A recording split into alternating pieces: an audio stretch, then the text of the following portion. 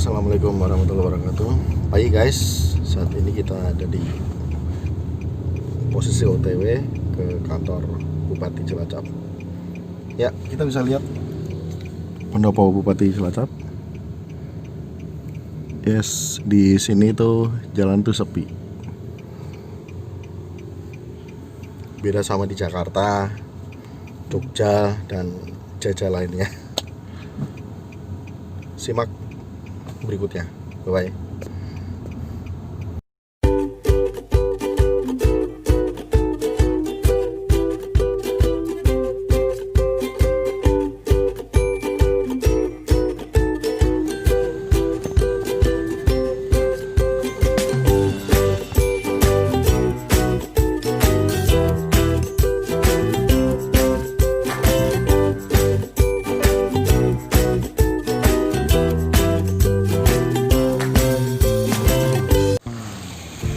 Kita udah di dalam wilayah pendopo nih, pendopo Kabupaten Jawa Tengah.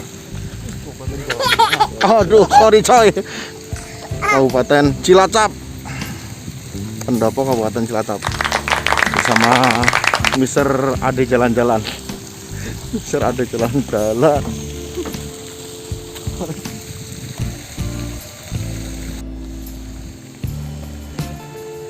Ini kita pagi ini nih. Guys, ini masker dari Baim Wong, Papau.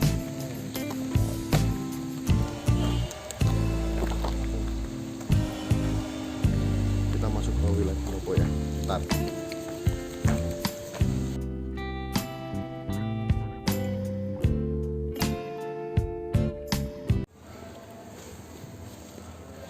Kita lagi di room untuk tamu, masih menunggu panggilan berikutnya, jadi kayak di rumah sakit.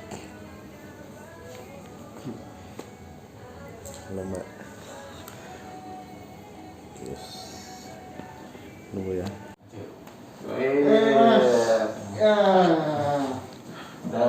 Assalamualaikum mbak. Kita ikuti protokol Ya, kesehatan siap. ya. Kalau ini sudah berjarak, boleh kita buka masker. Siap pak. Nah, Ini mas sehat. Sehat mas, Pulang kapan di Jakarta? Kurang balik. Kenapa? Pulang kapan di Jakarta? Ntar lah. Oke. Dari hari Jumat aku.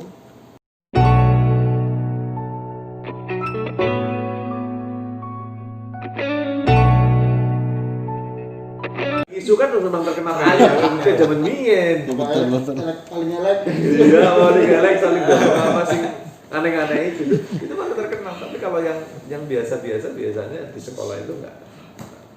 Nah, Pak Samsul dulu kategori pertengahan ya. Pertengahan ya. Orang pintar, orang gagah, gitu kan, orang sugih. Dolannya ora gitu. Iya, jadi biasa sebenarnya. Tapi kadang-kadang itu kan, makanya saya kadang-kadang dalam tentang belajar filosofi kehidupan itu, yang pertama itu orang bodoh pasti kalahnya dengan orang pintar. Iya, orang pintar kalah sama orang Pintar beruntung, kalahnya ya? dengan orang beruntung atau bejo. Orang bejo kalahnya dengan orang bijak. nekat. Oh nekat ya. Contoh begini, misalnya nih Mas Mai itu dapat undian Mercy dari Rita, ada dapat kupon. Orang Mungkin nekat. kalau saya orang nekat bisa tak curi kuponnya ke rumahnya gitu, karena Iya. kan untuk ngambil hadiah itu harus ada kupon, seri nomor serinya gitu. Nah pada saat itu mungkin saya berpikir, cuma orang nekat itu masih mikir-mikir, masih punya akal, kira-kira saya nanti ketangkep enggak ya. Nomor serinya ternyata sudah diisi KTP-nya enggak namanya guys. Itu dalam artian pasti akan di cross check, masih mikir. Tapi orang nekat itu cenderung punya keberanian. Iya. Oleh karena itu yang terakhir orang nekat kalah dengan orang gila. Orang gila. Nggak punya akal sih gitu. Jadi percuma kan ngomong gemblung kan karena orang gila. Orang itu yang paling baik adalah orang yang nekat tapi dia pintar. Karena keberuntungan itu akan datang setelah proses, setelah kita tahu. oh iya saya beruntung. Tapi nek orang ngaku-ngaku beruntung itu nonsen, belum terbukti, belum berproses. Tapi kan oh iya saya beruntung, gitu kan. Artinya kenapa yang orang yang sukses itu orang yang nekat dengan orang yang pintar. Artinya nekat itu berani mengambil resiko. Misal begini, ada sebuah proyek pekerjaan, nilainya anggap saja 100 juta. Saya sama-sama lulusan arsitek sipil atau sipil ya, Mas Mei sama-sama sipil. Ada proyek kita duet ini tarung untuk mendapatkan proyek tersebut. Kemudian kita sama-sama satu universitas misalnya, kita ngitung lah cuma untungnya 5 juta. Saya juga untung 5 juta. Mau teorinya sama, pelajaran sama, untung 5 juta. Kita ngambil barang dari sini, alatnya ini, teorinya pekerjaan kayak gini, cuma untung 5 juta.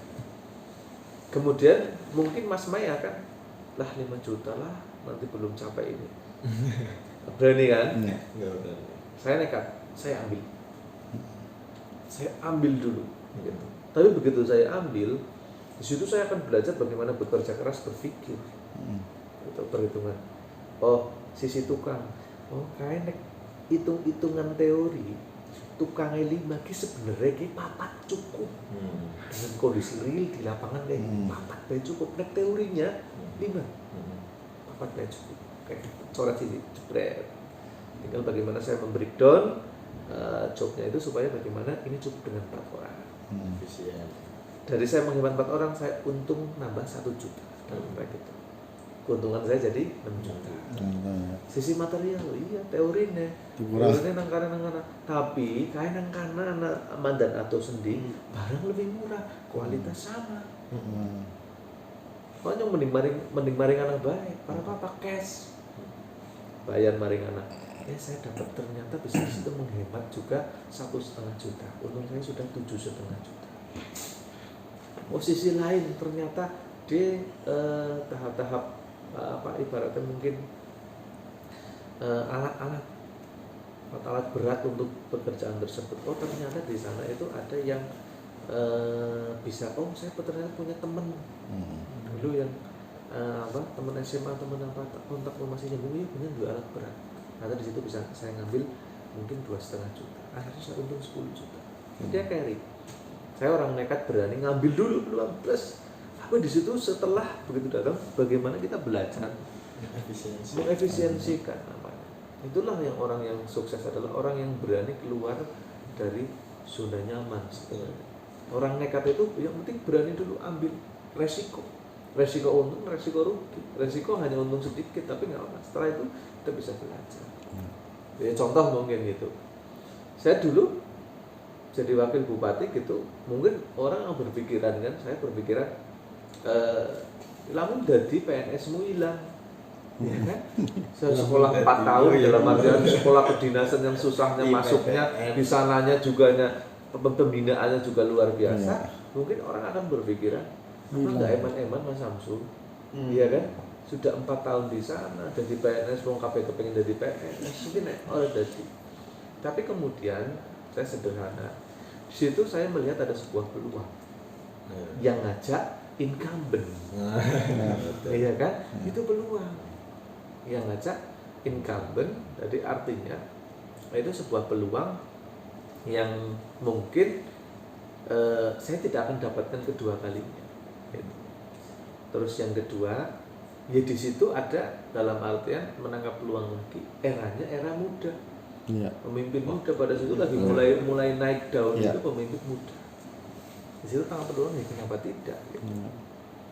Artinya mungkin kalau pada saat itu saya juga tidak menerima, saya pada zona nyaman ambil S3 ngomong tekan dari sekda gitu.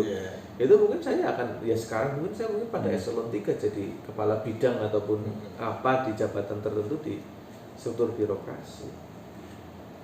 Itu dalam artian orang yang kembali lagi orang yang sukses memang harus memiliki kenekatan. Tapi kenekatan ini bukan tanpa perhitungan. Contohnya tadi, kalau saya nggak menghitungkan peluang, potensi, terus kemudian situasi politik, ya saya nggak mau. Misal pada saat itu yang ngajak saya mungkin bukan Pak Tato, saya mungkin nggak mau.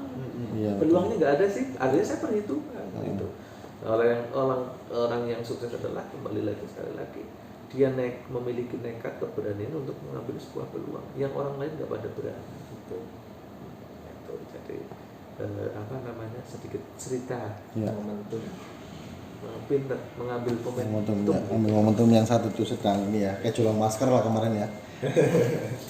Pinter banget ya momentumnya kok jualan masker ya. Artinya kalau bicara itu UMKM yang berhasil Dan new normal. Nah itu kenapa kayak lampu tuh belum nyala ya kalau malam gitu? Oh iya betul, iya salah satu strategi itu walaupun new normal itu sebenarnya kadang-kadang ada yang salah paham. New normal itu kan bagi daerah yang menerapkan PSBB.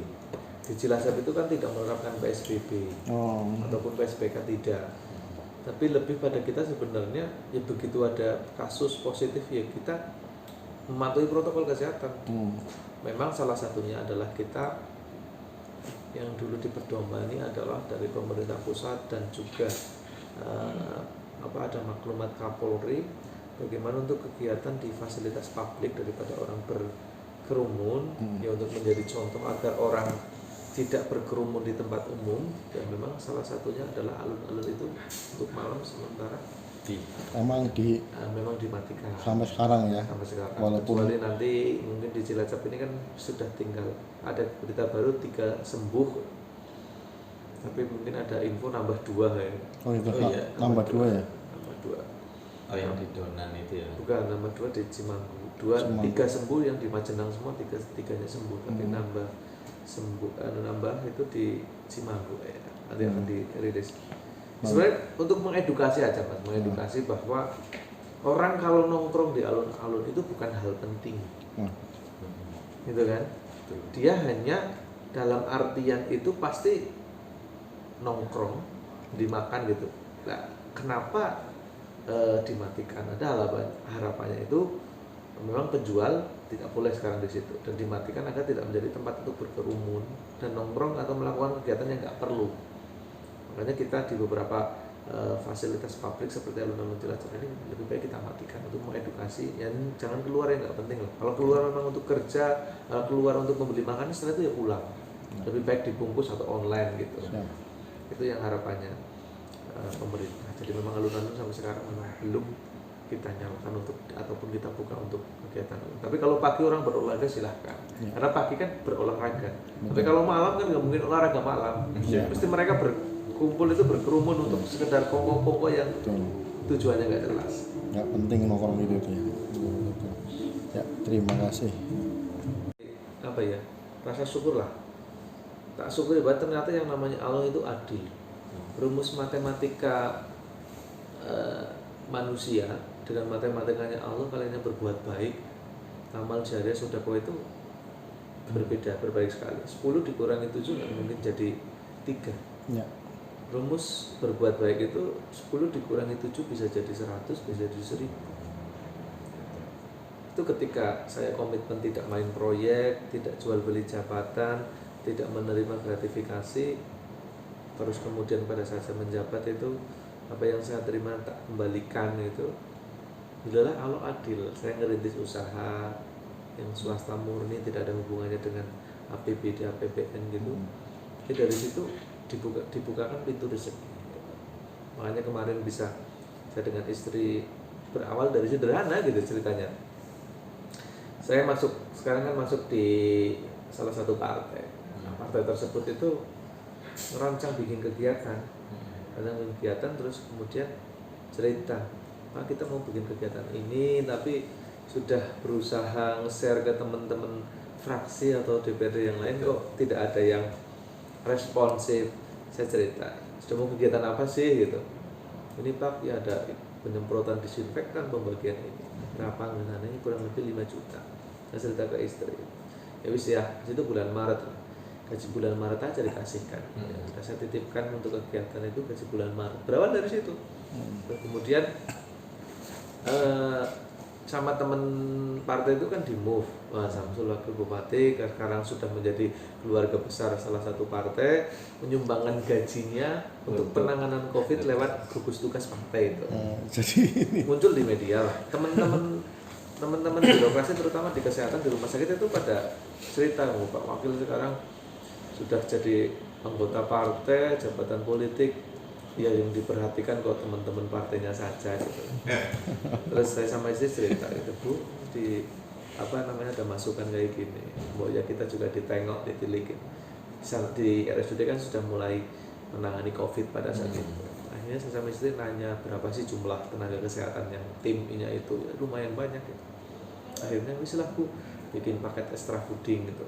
Wah kan ya rencana jumlah personil sekian, sudah lah 1 bulan gaji aja itu pasti itu bulan April. Ya sudah Bu, bulan April kita kasihkan ke sana gajinya.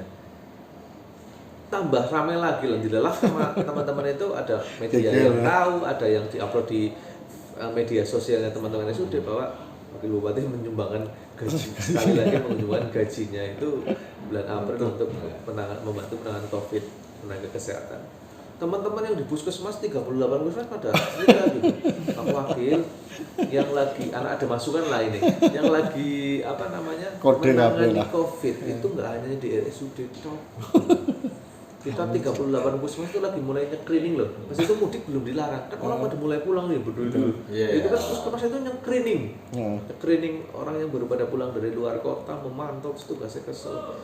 Akhirnya di sekolah kita keliling yuk ke 38 puskesmas, masih ada nggak uang itu? Ya kaya. Belum pernah tak jimot gaji gitu. Jadi saya harus bikinlah anggaran untuk 38 ya 1,5 jutaan lah kita keliling 38, bikin extra fooding, ada telur, ada susu, ada madu, ada yang sama termasuk RSUD Majenang ya. Keliling lah, terus ya tambah viral lagi kan gitu, di muat di media ataupun media cetak ataupun elektronik lah. Terus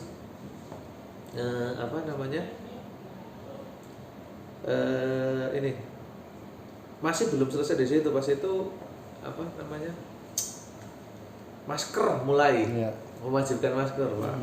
Akhirnya saya punya pesan masker lah, bikin 50.000 tak bagi ke desa-desa rata. Ya memang kita ada 284 desa, ya cuma 100-an, tapi saya adil rata gitu.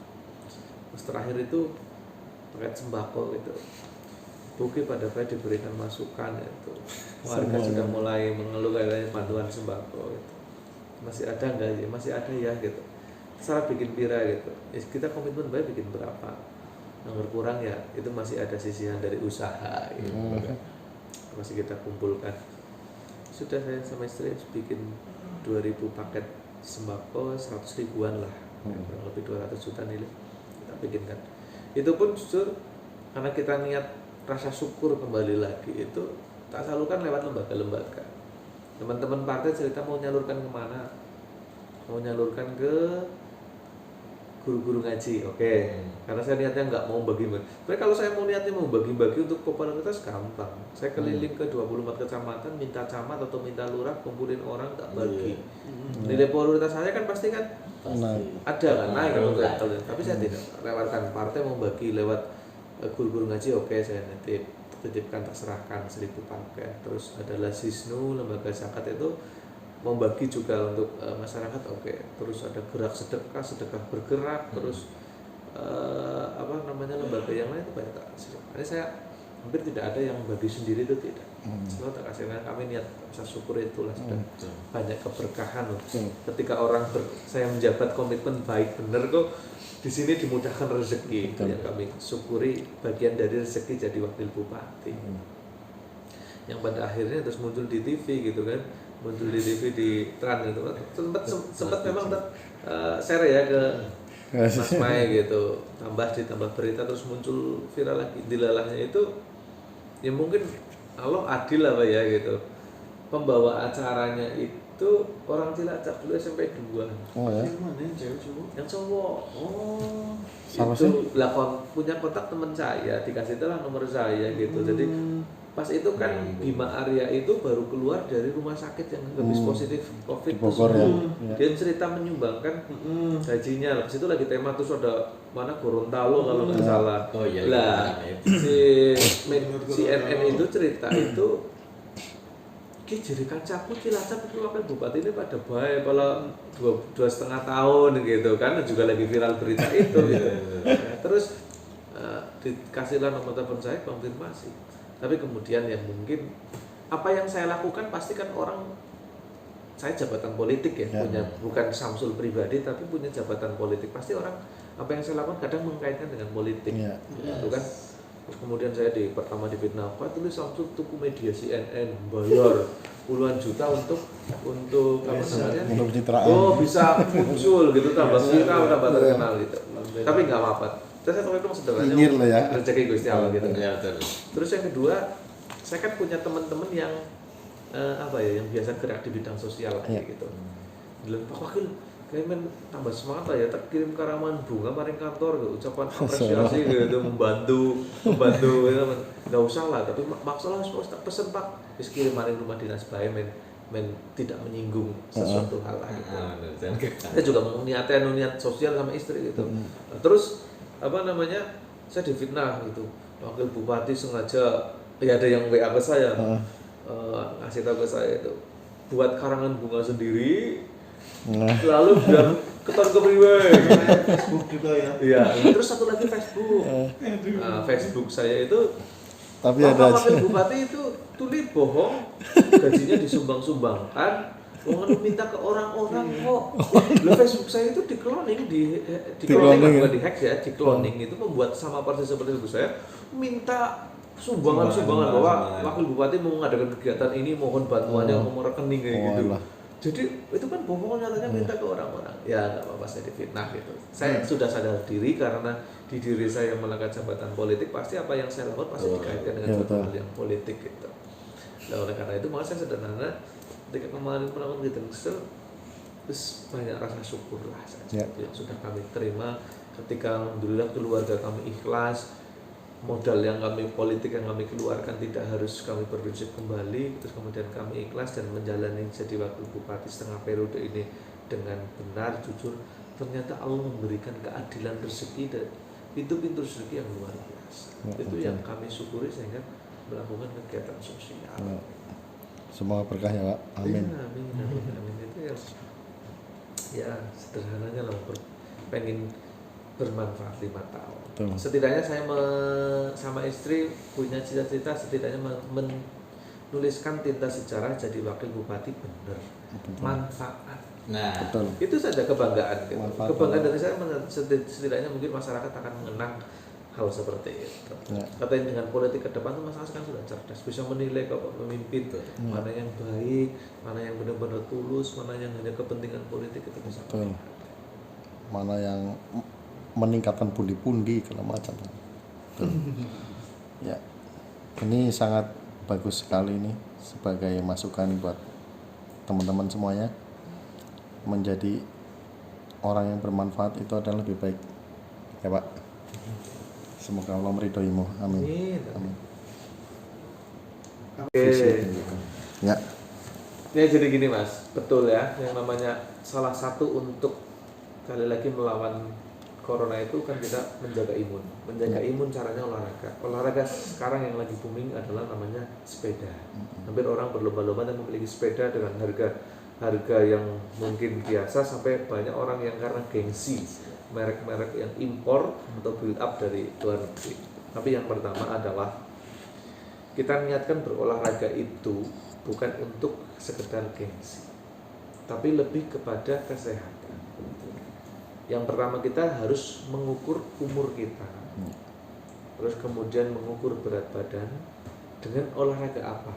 Misal bersepeda, itu menurut saya ada 3 kategori. Yang pertama untuk kesehatan, yang kedua dia hobi, atau yang ketiga itu dia atlet Profesional gitu. Nah, oleh karena itu saya nitip kepada teman-teman ataupun masyarakat Cilacap yang sekarang sedang hobi bersepeda, yang paling penting di saat pandemi ini adalah yang untuk kesehatan.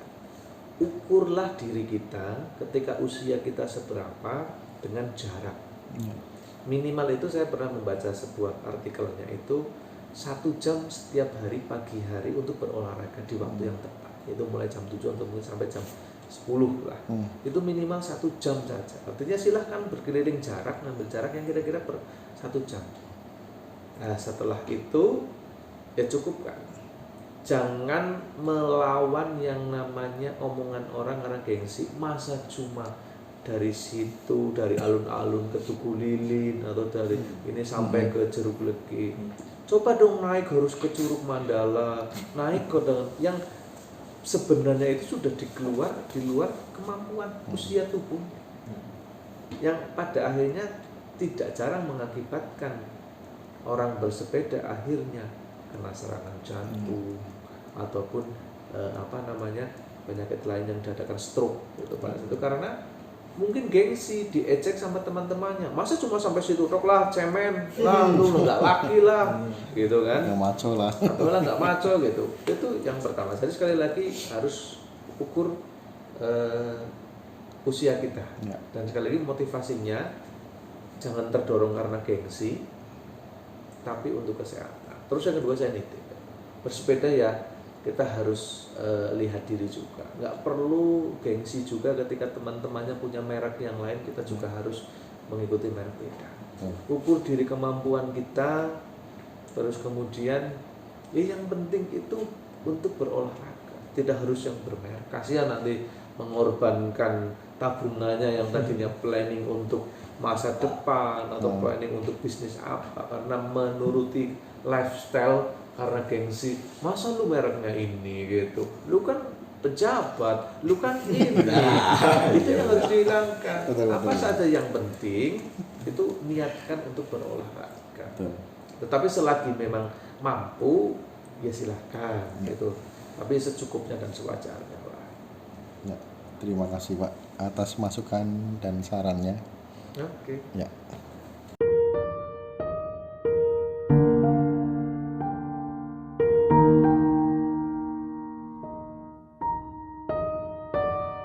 Assalamualaikum warahmatullahi wabarakatuh. Waalaikumsalam warahmatullahi wabarakatuh. Ya, kita sudah sempat ngobrol sama beliau. Semoga pesan beliau jadi edukasi yang baik buat kita semuanya. Sampai-sampai ya cara pandang politiknya beliau juga sangat bagus. Terima kasih Pak. Oke. Semoga menjadi terbaik. Siap. Selalu menjadi selalu memberikan manfaat yang banyak buat umat ya Pak. Amin. Terima kasih. Saya hanya nitip pemuda Cilacap yang sukses di luar daerah, pulanglah ke Cilacap, yang muda yang bekerja. Terima kasih. Terima kasih.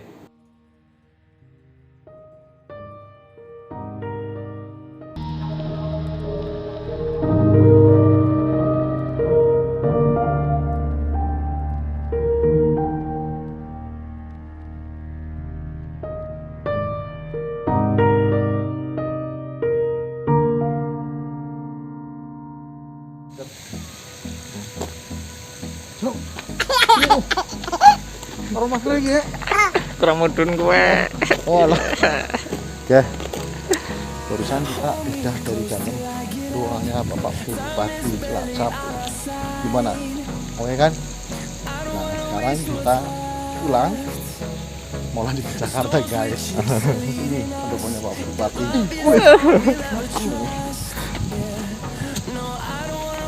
Intel Media. Jos ge.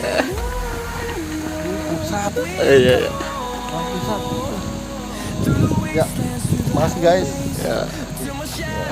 Ya.